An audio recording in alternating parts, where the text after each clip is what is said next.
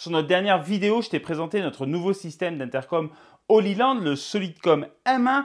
Aujourd'hui, on va le brancher, on va le mettre en service et je vais t'expliquer comment on le configure via son interface web. J'espère que tu es prêt, c'est parti.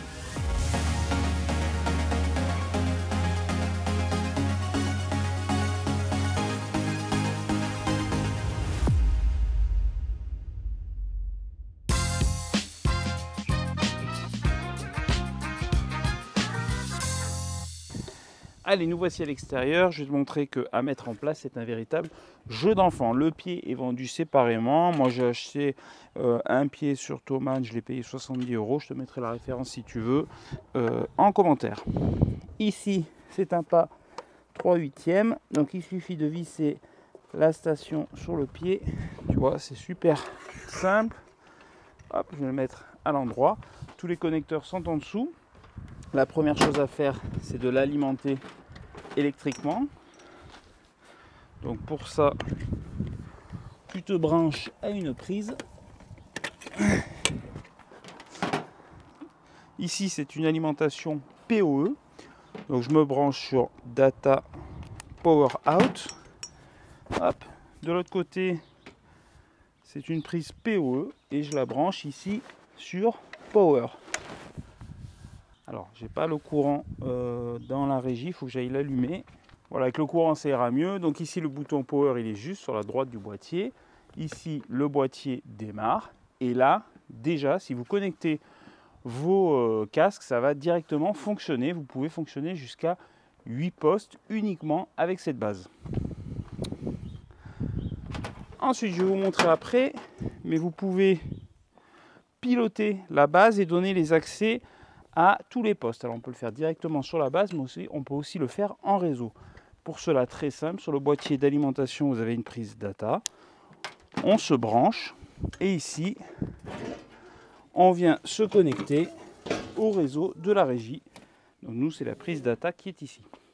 À partir de là, depuis n'importe quel poste de la régie, en me connectant grâce à l'adresse IP, je vais pouvoir commander les fonctions de l'appareil. Ensuite, une autre fonction qui est intéressante, c'est qu'on va pouvoir plugger ce système d'intercom à un système d'intercom classique type Clearcom. Pour cela, c'est très simple. Vous avez une prise 2 wire, 2 wire. Il suffit de se brancher. Il suffit de se brancher dessus. Hop, voilà. Et ici, je vais me connecter à ma prise intercom qui sort de la régie et qui est ici. Voilà, j'ai pas le bon raccord, mais voilà.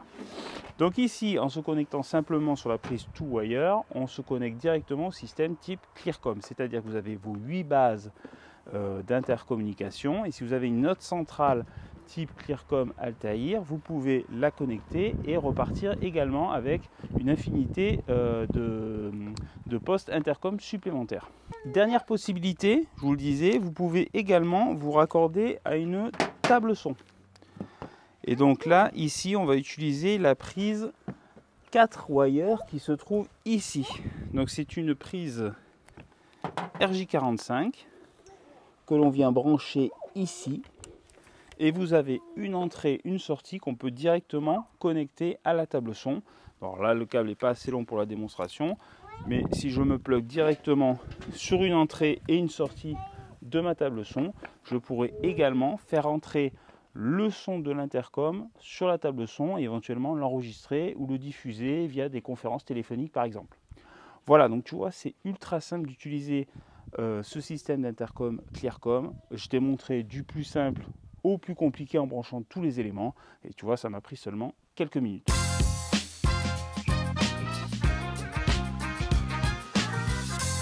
Voilà, on se retrouve donc connecté à l'interface de Holyland. Et donc, on a la centrale qui est ici, qui elle-même est connectée en PoE. Donc, le réseau est directement sur la prise d'alimentation. Alors, quelles sont les possibilités que l'on a? Alors, j'ai ici un boîtier ceinture qui est le numéro 3, c'est écrit ici. Donc déjà, la première chose qu'on peut faire, c'est venir modifier le nom. Vous voyez, par exemple, ici, sur l'interface, ça s'appelle Clément. si je l'appelle Clément 2 par exemple et que je le valide, hop, ici, le nom s'est mis à jour avec Clément numéro 2. Donc déjà, ça va permettre de renommer tous les boîtiers ceinture directement avec le prénom des gens. Et ensuite, sur chaque boîtier ceinture, ici, vous avez la gestion du groupe A, du groupe B et du groupe C. En fonction de ce que vous souhaitez faire, vous pouvez ou non autoriser l'accès à certains groupes. Par exemple ici, si je mets un assigned sur le groupe A, eh bien ici, donc pour l'instant j'y avais accès puisqu'il est en orange, je confirme sur l'interface et là vous voyez il s'est éteint, je n'ai plus accès au groupe A. Si je remets l'accès au groupe A, donc j'enregistre un nouveau, ici on peut donner divers droits à l'utilisateur. Par exemple, talk and force listen, ça veut dire le forcer à écouter ce qu'il y a dans le groupe et pouvoir parler. Ça, c'est si on veut que la personne ne sorte pas du groupe et n'entende plus ce qui se passe par inadvertance. Annonce, alors je ne les connais pas tous par cœur parce qu'on ne les a pas tous utilisés. Annonce, je pense que ça permet de parler peut-être par-dessus tout le monde. Force talk et force listen, c'est-à-dire que ça force à ouvrir le micro et à écouter à la personne. Talk and listen, ben ça c'est le truc de base, c'est-à-dire qu'on peut parler et on peut écouter si on le veut, mais on peut aussi sortir.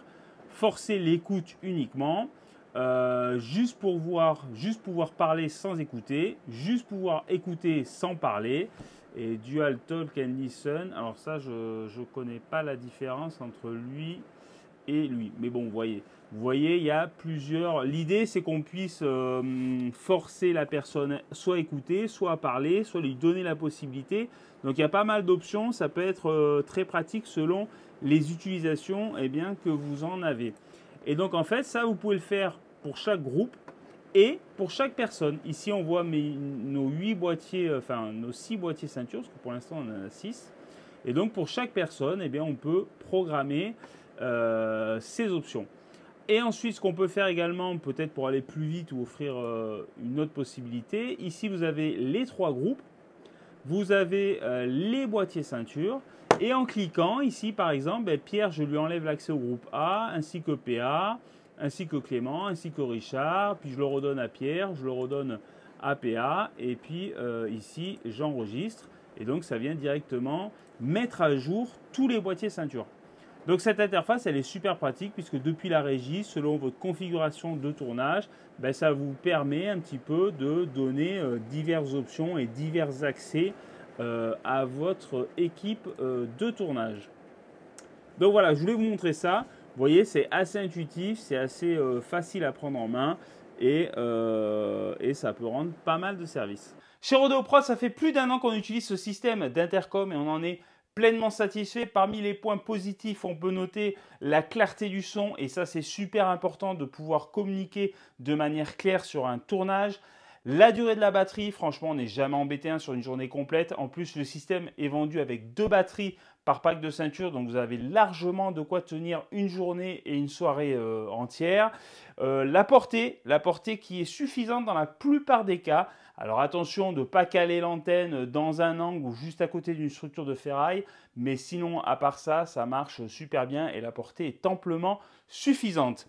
Et on peut aussi, dans les points positifs, citer qu'on peut le connecter à notre ancien système d'intercom et ça c'est super pratique parce que ça permet de faire encore coexister les 2 systèmes en même temps et le temps qu'on puisse faire une transition de l'un vers l'autre de manière assez douce et fluide. Voilà, tu sais tout. Si tu as des questions, on continue à en discuter dans l'espace commentaire. À très bientôt. Ciao.